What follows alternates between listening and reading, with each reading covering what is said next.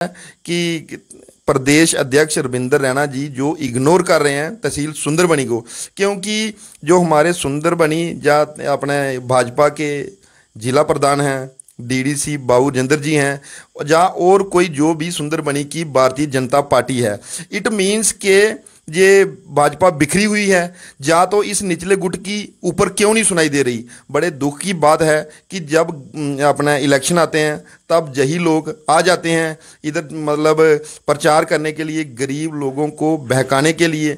लेकिन इतना बड़ा मुद्दा है, 3 महीने से सुंदरबनी में तहसीलदार नहीं है, जो कि एक स्टेट अध्यक्ष, प्रदेश अध्यक्ष के लिए मेरे हिसाब से 5 मिनट का काम नहीं है। उसके बाद जो सुंदरबनी की भाजपा है, ये अपना बाबू जी। नमस्कार, आप देख रहे हैं जम्मू परिवर्तन। इस समय हमारे साथ खास बातचीत करने के लिए मौजूद हैं, वो किसी तारीफ के मोहताज नहीं हैं, बीजेटी ट्रांसपोर्ट गुलशन जी। इनको बाखूबी लोग जानते इसलिए हैं कि ये एक सामाजिक कार्यकर्ता हैं।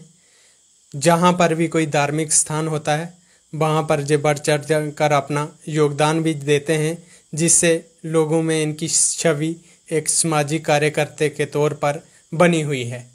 सुंदरबनी के अंदर जहाँ पर भी कोई धार्मिक स्थान पर लोगों को किसी प्रकार की समस्या होती है तो सबसे पहले ये खड़े होते हैं।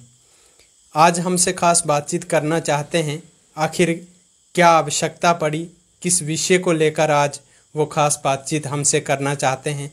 उनसे जानने की कोशिश करेंगे कि ऐसा क्या वाक़या आन पड़ा जो आज उनको मीडिया के सामने आना पड़ा।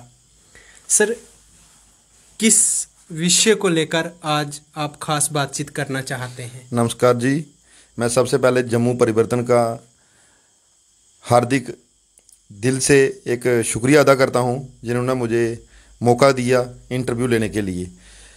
आज मैं मीडिया के सामने इस चर्चा में जो कल वाक़या हुआ तहसील सुंदरबनी के अंदर, तहसीलदार और ये अपना भाजपा के ज़िला प्रधान डीडीसी साहब और कुछ युवाओं के साथ, मैंने देखा आपके चैनल के माध्यम से ही विजुअल्स में कि बड़ी ही अभद्र टिप्पणी जो गलत भाषा का तहसीलदार साहब ने प्रयोग किया।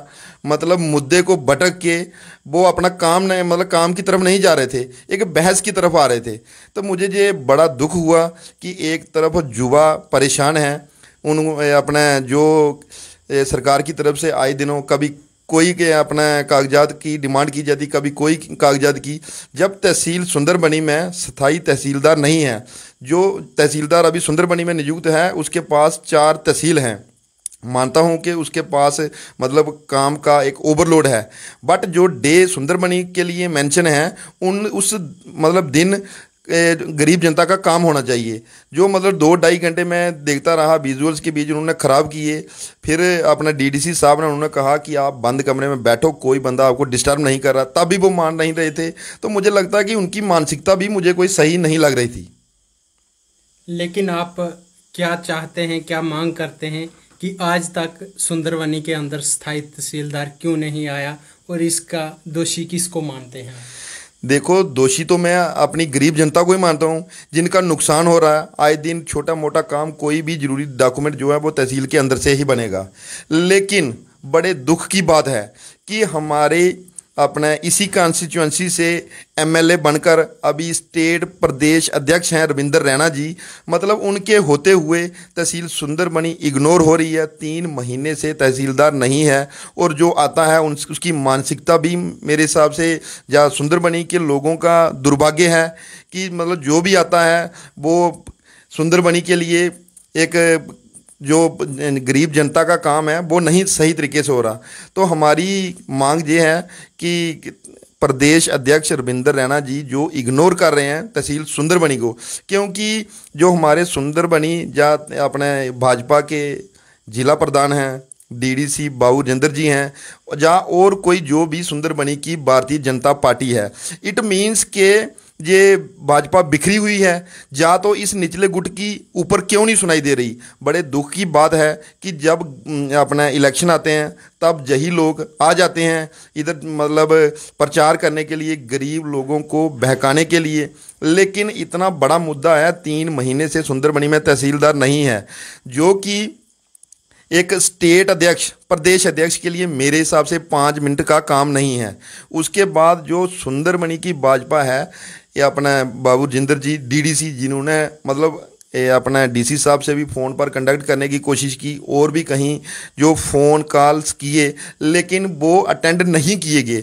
तो ये बड़े दुख की बात है कि इतने जो डिस्ट्रिक्ट डेवलपमेंट काउंसिल का सदस्य है उसकी बात मतलब नहीं सुनी जा रही, तो आम जनता का क्या होगा।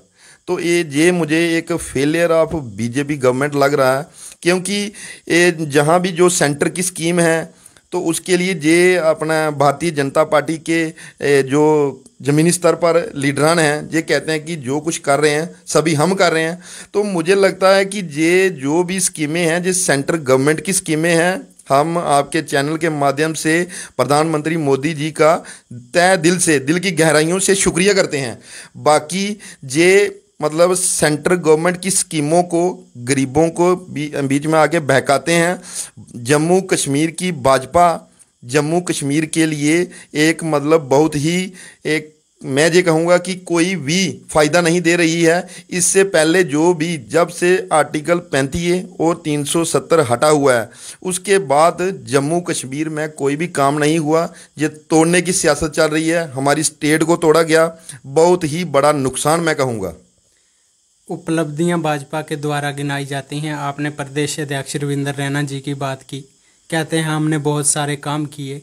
आखिरकार 3 महीने तक आज तक स्थायी तहसीलदार सुंदरबनी को नहीं मिला, जहां के लोगों ने उनका सराखों पर बैठाया। आखिर क्या वजह है कि आज तक सुंदरबनी को तहसीलदार नहीं मिला, और आप क्या लगता है कि कब तक सुंदरबनी को तहसीलदार मिलेगा? देखो, हमारी भी रिक्वेस्ट ही है, हम एलजी मनोज सिन्हा से भी रिक्वेस्ट करेंगे कि सुंदरबनी में एक स्थायी तहसीलदार नियुक्त किया जाए, क्योंकि इससे गरीब जनताओं को जो छोटी मोटी परेशानियां आ रही हैं, युवाओं को आए दिन EWS सर्टिफिकेट या पहाड़ी स्पीकिंग सर्टिफिकेट या कोई और जो सर्टिफिकेट हैं, उसके लिए मतलब जब तक तहसीलदार सुंदरबनी आ जाएंगे तो हमारे युवाओं को या और लोगों को जो छोटे मोटे काम तहसील में पड़ते हैं उनके लिए आसानी होगी। शुक्रिया। तो ये थे हमारे साथ गुलशन जी, एक सामाजिक कार्यकर्ता हैं।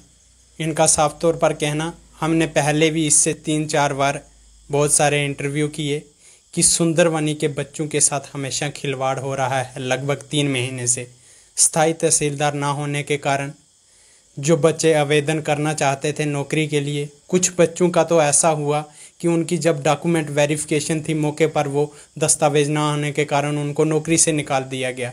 आखिरकार सवाल भारतीय जनता पार्टी पर आता है। प्रदेश अध्यक्ष जहां की होम कॉन्स्टिट्यूंसी है, क्या उनको कभी इस चीज़ की याद नहीं आती कि आप अपनी कॉन्स्टिट्यूंसी की ओर ध्यान नहीं दे रहे हैं? 3 महीने से तहसीलदार नहीं है जहां पर, उसको नियुक्त करना उनके लिए कोई बड़ी बात नहीं है, लेकिन ऐसा लगता है कि कहीं ना कहीं वो जानबूझकर इस चीज़ को इग्नोर कर रहे हैं और सुंदरबनी की जनता को एक गड्ढे में धकेला जा रहा है। हाल ही में R&V का जो डिवीज़न है वो कालाकोट को दिया गया है, उसको भी सुंदरबनी को इग्नोर किया गया है। आखिरकार सुंदरबनी के साथ कब जस्टिस होगा, ये देखने वाली बात होगी। आप अपनी राय कमेंट बॉक्स में ज़रूर रखें। मुझे दीजिए मेरे कैमरामैन रोहित के साथ इजाज़त। जय हिंद, जय भारत।